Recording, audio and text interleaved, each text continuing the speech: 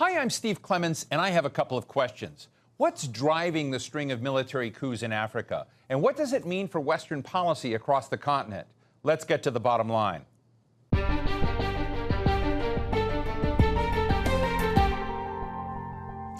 7. That's the number of countries in Africa where people woke up one day to find that their president was ousted and that their military had taken over. And that's just since 2020, just in the last 3 years. We're talking about Mali, Chad, Guinea, Sudan, Burkina Faso, Niger, and Gabon. Since most of the coups are in former French colonies, France has had the biggest wake-up call of all Western powers. But the wheels are turning in Washington as well, especially since Russia and China are also big players in the region. So what do the changes across the continent mean for the people in Africa and for relations between Africa and the West? What note should Washington be taking? Today we're talking with Arikana Chihombori-Quao, the former ambassador of the African Union to the United States. Ambassador, it's such a pleasure to be with you again. I've always enjoyed our conversations and learned from them. And I just want to ask you, in the West, when you look at these countries, Mali, Chad, Guinea, Sudan, Burkina Faso, Gabon, Niger, the West looks at this like maybe there's a problem going on here. How do you look at it? There is a serious problem for the West, for sure. I think the West did not see it coming. However, it was very naive of the Western nations to think that the exploitation of Africa was going to continue unabated forever. The West is definitely, if I may use a four-letter word, not so kind, they may be pissing in their pants, because what's happening in Africa is indeed a revolution, and a revolution that's way past due. So you see it as a revolution, but what kind of revolution is it, in the sense that do you think this is throwing off repression from France, from the United States, from other nations? What kind of revolution do you see is underway? Well, I like to think, if I were to use the biblical terms, this is a revelation among Black people.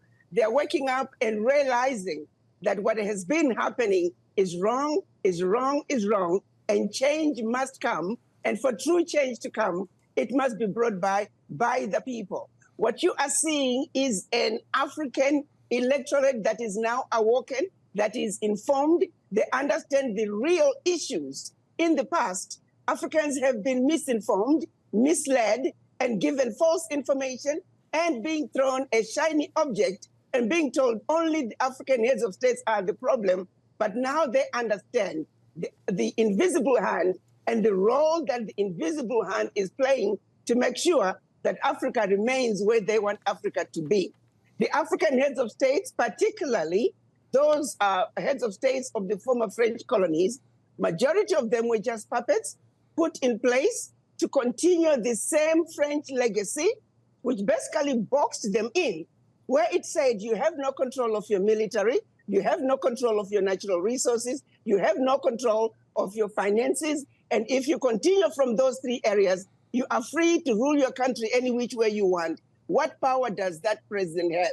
And in the past, any president that has tried to buck the system and do something about taking control of the financial resources, and I'm talking about African countries depositing their bank reserves with France. I'm talking about African countries giving up their natural resources, no value addition, France having first right of refusal for all the natural resources discovered yet to be discovered, France companies having first right of refusal for all contracts, large, small, private, public, France having military presence in those countries, and France having the ability to invade them in the event that they feel their interests are being violated.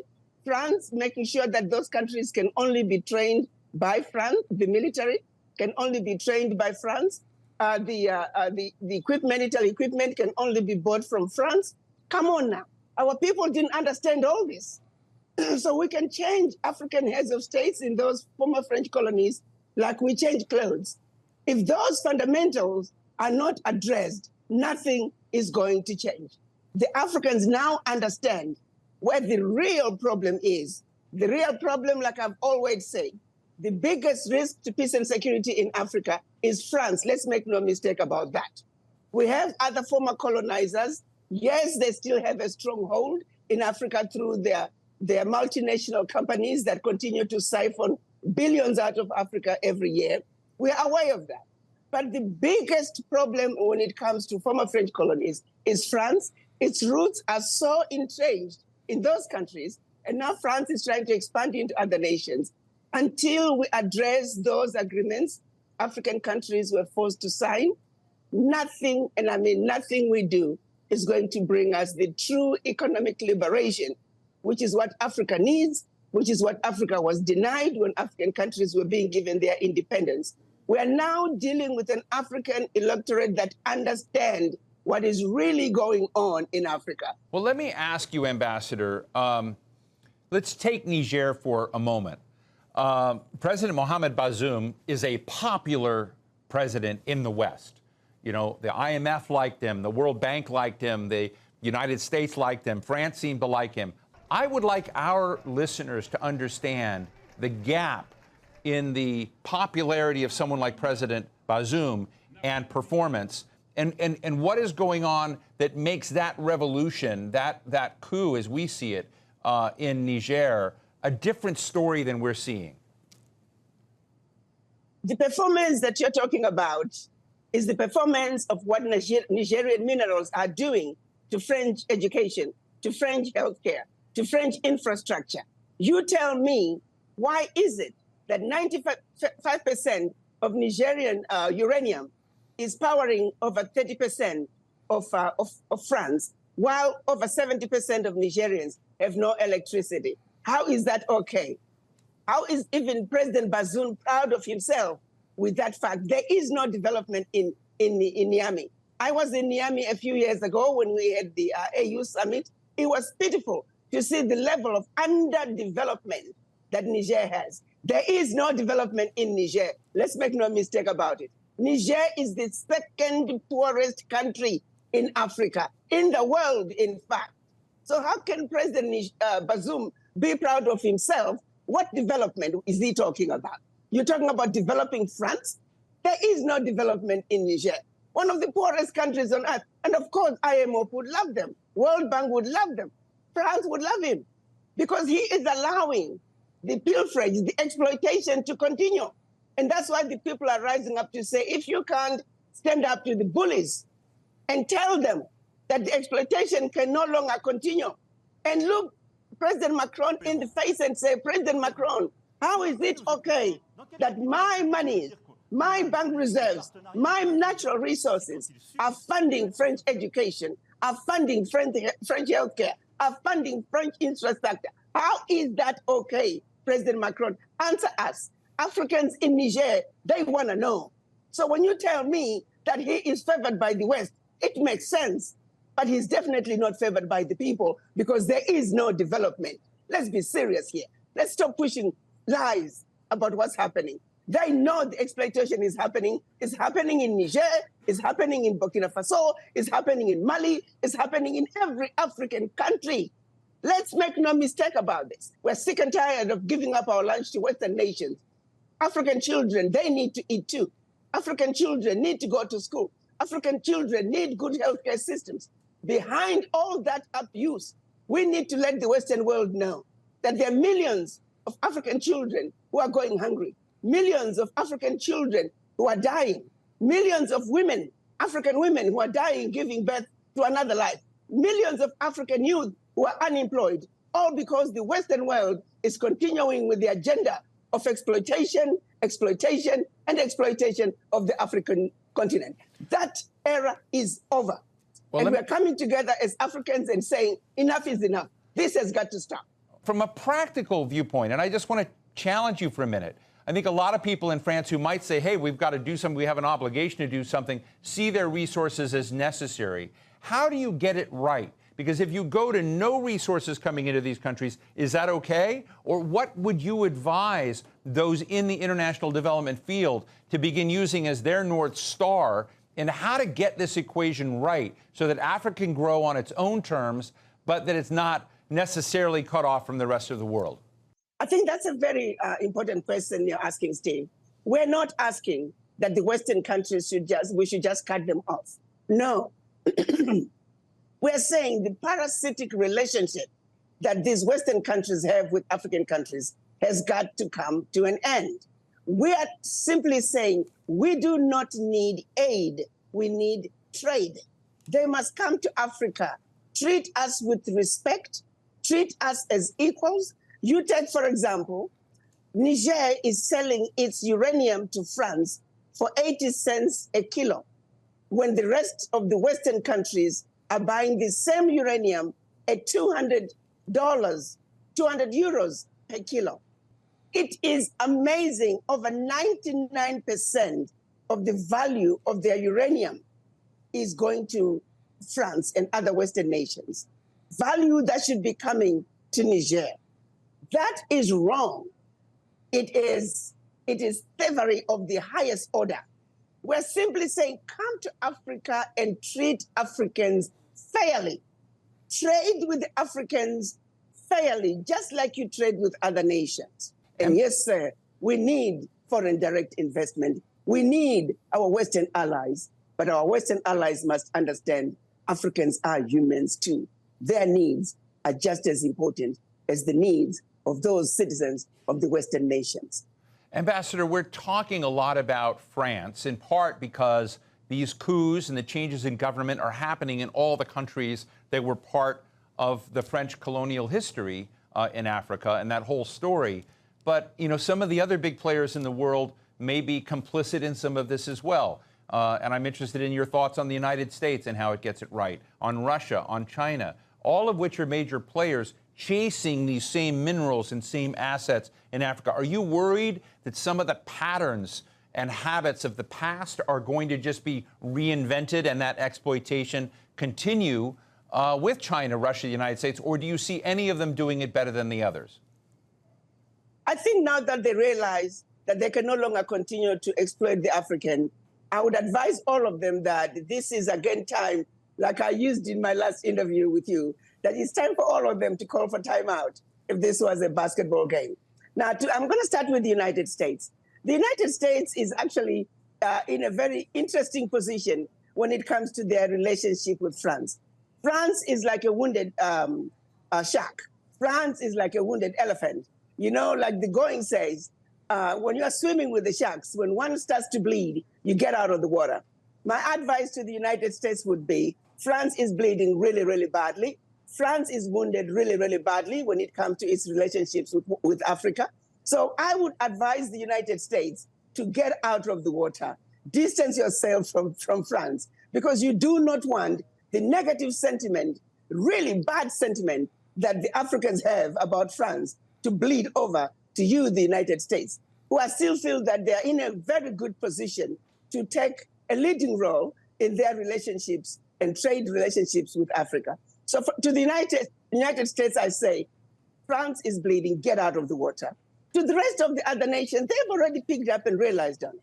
China, for example, China picked up on the mistakes that were being made by the Americans, the mistakes that were being made by the European nations, and China was coming into Africa realizing that, for example, when it comes to funding, European nations would talk and talk and talk about funding. They'll talk about building an airport. They'll talk about building a bridge. 10 years later, there is no bridge. There is no airport. It's still talk. All kinds of roadblocks and red tapes are put in order to access funding. So China decided, we'll make it easy for African countries to access funding. So that's why you'll find a lot of infrastructure projects are being built by China, because they realize where the Americans, the Europeans, are dropping the ball, and they're coming in with a different strategy. And therefore, it has been easier for China to woo the Africans to their side, because they're doing things differently from what the Americans and the Europeans are doing. So to the United States, I say, look at the mistakes that France has made. Do something different. Revisit your American policy when it comes to Africa. And the United States still stands a very good position to win the Africans over, but this time, win them the right way. Treat them fairly, and no more playing games, no more divide and conquer. Stay away from the local politics. You do not need to get involved. Let these African countries dog it all out, one child to the other. I like to say opposition parties, ruling parties, they are children of the same mother fighting for their breast milk. Let them fight for their mother's breast milk alone, without interference. So the U.S. is very good at interfering with electoral processes in Africa. That's a bad precedent, because sooner or later everybody is figuring it out. Right. Then you become the enemy. So stop it. Stay out of local politics. To Russia, again, Russia is looking and saying, where is the West going wrong? They are coming in, they see a weakness. Russia came in during the liberation wars in Southern Africa, in South Africa, in Zimbabwe, Namibia, Mozambique, Angola, all those African countries that attained independence through liberation wars. Russia and China came in and realized that the Western world were on the wrong side of the equation. So they came in to say, if we're going to go and win these people over, let's support their struggles, because truly, Russia came in to support these African nations when they really needed help. So you can't blame them. They found an opening, and they supported a cause that was just, that was right, that was needed. And therefore, you see that Russia is being accepted because of what they have done in the past, historically. So people are not going to forget the friends that came in when they were needed. Right. It's about looking at what's going on. But when it's all said and done, we're saying to the world, no more can you continue to exploit the Africans. Right. The Africans, we have gone through centuries of being stupid, of being ignorant, of being dumb, of allowing the world to just piss all over us. Well, that period is over. Africans are saying, we now know what is really going on. And if you truly want to be an African leader that's going to survive this revolution, you have to be an African leader that is anti-imperialism, an African leader that is anti-neocolonization, an African leader that's going to stand with the people in their pushback against the West, against the East, and anybody else that thinks they can come to Africa and exploit us. They can no longer walk all over us anymore. Ambassador, when you and I spoke in December 2022, it was a great show and a great discussion. And at that time, you said that America and the White House were not showing African leaders respect, that they did not share agendas, that this was continued policies of racism and neglect, etc. Do you feel like any progress has been made in America's orientation towards some of the issues you raised since last December? Well, I like it. Let me take you back to the visit to Africa by Vice President Kamala Harris.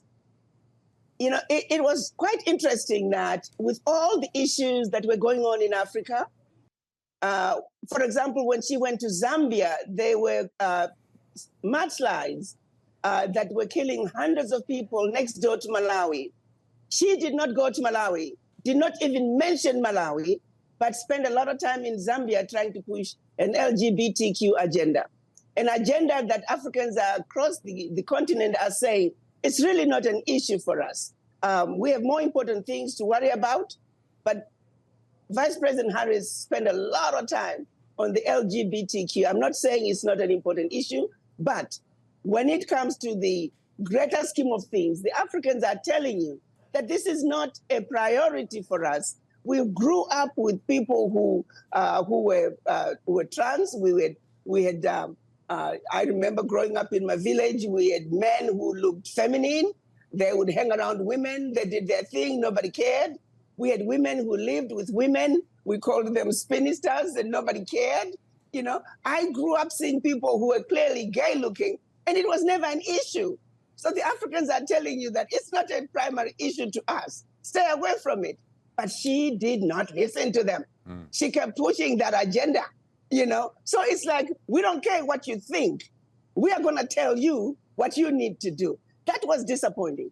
That trip from Vice President Kamala Harris was very disappointing. And I've spoken to a lot of heads of states, a lot of African citizens. They were very disappointed with her position.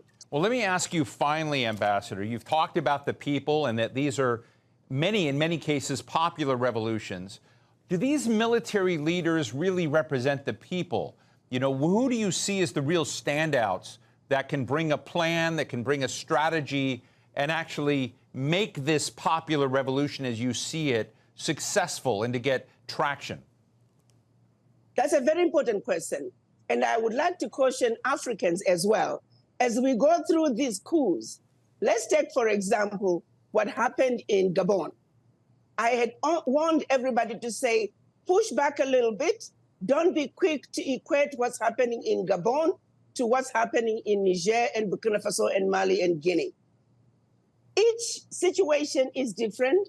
The dynamics within the quote-unquote coup, which I call revolution, are different.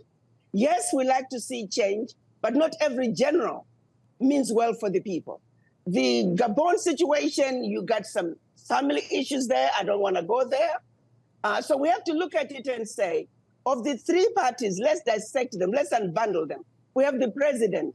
We have the wife with the president's wife as well. We got to take a look at her with a critical eye. Then we have the general himself, who is a family member.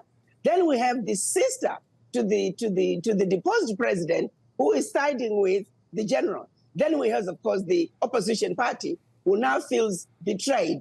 So there's a different dynamic in the Gabon issue that before we bundle it all up, you look at even the manner in which the general was dressed when he was being sworn in. He looked like a Frenchman, very Western. So we have to understand each situation very differently. But I would say, in my humble opinion, the sentiment coming out of Burkina Faso, out of Mali, out of Niger, that is the sentiment and the solidarity that we are looking for. Those who are clearly standing up and denouncing neocolonization, denouncing imperialism, demanding that exploitation of the continent can no longer continue. That is a common message that's coming out of those countries. I am not getting that out of Gabon, which makes me wonder, who is really behind the coup in Gabon? We need to understand that. Why is the general shying away from that sort of strong message to the people? Because that is what Africa is ready for right now. That is what the revolution that's taking place in Africa is all about. Any leader that does not stand for anti-imperialism, anti-neocolonization, anti-continued exploitation of the continent, that is a leader that the Africans are not going to support, be it a military leader or a civilian leader. Well, Arikana Chihombori-Quao, former ambassador of the African Union to the United States. It was a great conversation. Thank you so much for joining us. And thank you again for having me.